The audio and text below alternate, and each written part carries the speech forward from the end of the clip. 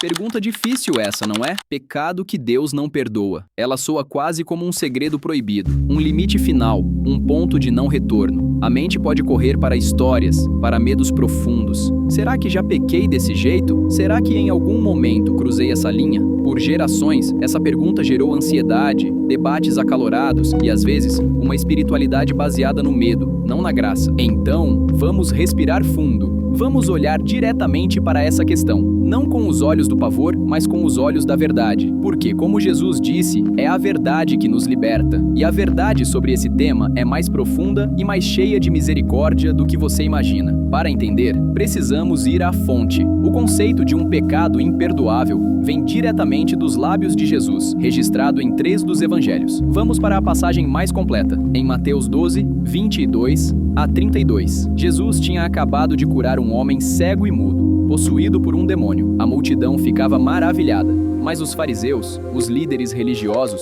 observavam com ceticismo e inveja. E incapazes de negar o milagre, eles lançam uma acusação terrível. Este homem só expulsa demônios por meio de Beelzebu, o príncipe dos demônios. Em outras palavras, o poder que opera em Jesus não é divino, é diabólico. A fonte do bem que ele faz é, na verdade, o mal. É aí que Jesus responde com palavras que ecoariam para sempre. Por essa razão, eu lhes digo, todo tipo de pecado e blasfêmia será perdoado aos homens, mas a blasfêmia contra o Espírito não será perdoada. Quem falar uma palavra contra o Filho do Homem será perdoado, mas quem falar contra o Espírito Santo não será perdoado, nem nesta era, nem na era que há de vir. Mateus 12, 31 a 32. Essas são as palavras: blasfêmia contra o Espírito Santo. Mas o que isso realmente significa? Jesus não está falando de um palavrão, de uma heresia teológica acidental ou de um momento de dúvida explosiva. Ele está apontando para uma postura crônica, consciente e voluntária do coração.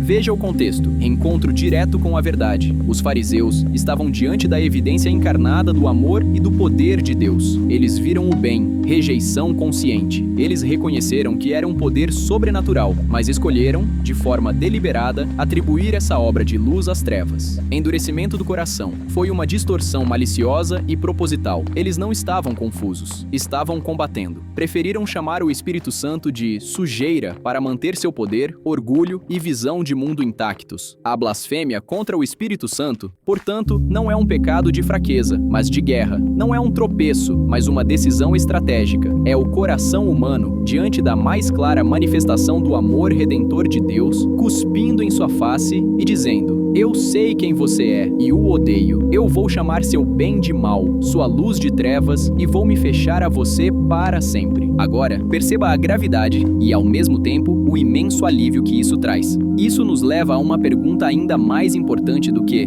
qual é o pecado? A pergunta é: quem está em perigo real de cometê-lo? Se você está ouvindo este vídeo, se sente peso pelo pecado, se você se preocupa com sua relação com Deus, se tem medo de ter cruzado essa linha, responda sinceramente. O seu coração está em guerra declarada contra Deus? Você vê a obra de Jesus Cristo como algo maligno e detestável? Você tem um ódio ativo e consciente pela bondade, pela verdade e pelo Espírito Santo? Se a resposta for não, e para quase todos nós, com toda certeza, é não, então, meu irmão, minha irmã, você não cometeu o pecado imperdoável. Por quê? Porque a própria angústia que você sente, o próprio temor de ter se afastado de Deus, é a prova mais clara de que o Espírito Santo ainda está trabalhando em você. Ele está te convencendo, te chamando, te atraindo. Um coração endurecido de verdade não se importa, não sente remorso, não busca respostas. O verdadeiro perigo não está em um ato isolado de raiva, dúvida ou até mesmo de blasfêmia verbal em um momento de desespero. Pedro negou Jesus 3 vezes. Tomé duvidou de forma veemente. Paulo, antes de ser apóstolo, perseguia a igreja, consentia com mortes e respirava ameaças. Todos foram perdoados. A graça os alcançou. O perigo está em um processo de endurecimento ao longo da vida. É ir, dia após dia, dizendo não aos sussurros de Deus. É ver a graça e chamá-la de fraqueza. Ver a santidade e chamá-la de fanatismo. Ver o amor sacrificial de Cristo e considerá-lo uma tolice. É quando o coração se torna uma pedra, incapaz de se quebrantar. Aqui está a verdade mais gloriosa sobre o coração de Deus, revelada em toda a Bíblia. A oferta de perdão de Deus é quase escandalosamente ampla. O profeta Isaías clamou: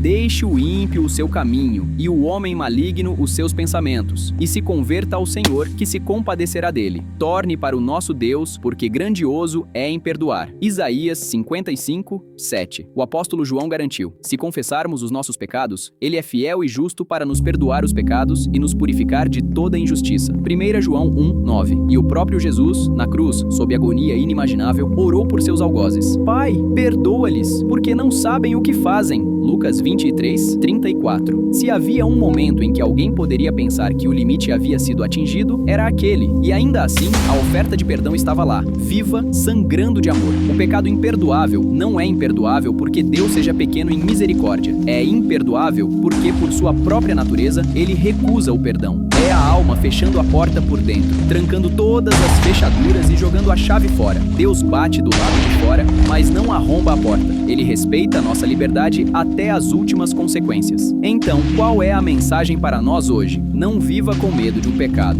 Viva atraído pelo perdoador. Não se concentre em uma linha que você pode ter cruzado. Concentre-se nos braços abertos de um pai que corre em sua direção, como na parábola do filho pródigo. Se o seu coração hoje está pesado, se você sente que falhou, que se afastou, que suas palavras ou pensamentos foram longe demais, esse peso é um dom. É o Espírito Santo te mostrando que há um caminho de volta. A porta não está trancada para você. A única pessoa que pode trancá-la por dentro é você. A mensagem do Evangelho não é: cuidado para não pecar aquele pecado. A mensagem do Evangelho é um eco através dos séculos, vindo de uma cruz e de um túmulo vazio. Venham a mim todos os que estão cansados e sobrecarregados. Arrependam-se e creiam nas boas novas. Os seus pecados, todos eles, estão perdoados. Não feche seu coração a esse chamado. Este é o único perigo real. Todo o resto, absolutamente tudo o mais, já foi coberto pelo sangue de Cristo. Você está perdoado. Você está livre. Você é amado. Agora, viva como quem acredita nisso. Se esse vídeo tocou em algo em você, se você quer conhecer mais sobre esse amor que vence qualquer culpa, deixe seu like, inscreva-se no canal e compartilhe com alguém que precisa ouvir essa mensagem de esperança. Nos comentários, você pode escrever: "Estou perdoado", para declarar essa verdade na sua vida.